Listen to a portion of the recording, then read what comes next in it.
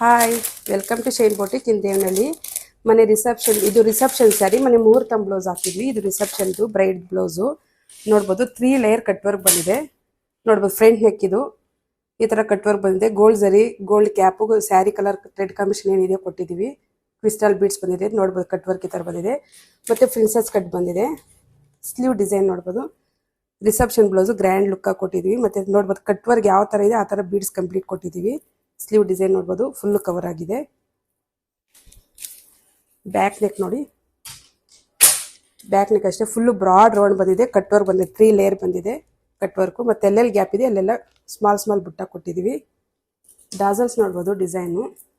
ಸ್ಯಾರಿಯಲ್ಲಿ ಏನು ಕಂಪ್ಲೀಟ್ ಇದೆ ಸೇಮ್ ಅದೇ ಡಿಸೈನ್ ಕಂಪ್ಲೀಟ್ ಮಾಡಿದೆ. ಡಾಸಲ್ಸ್ಗೂ ಬೀಡ್ಸ್ ಬಂದಿದೆ. ಮತ್ತೆ ಸ್ಯಾರಿ ನೋಡ್ಬೋದು, ಕುಚ್ಚು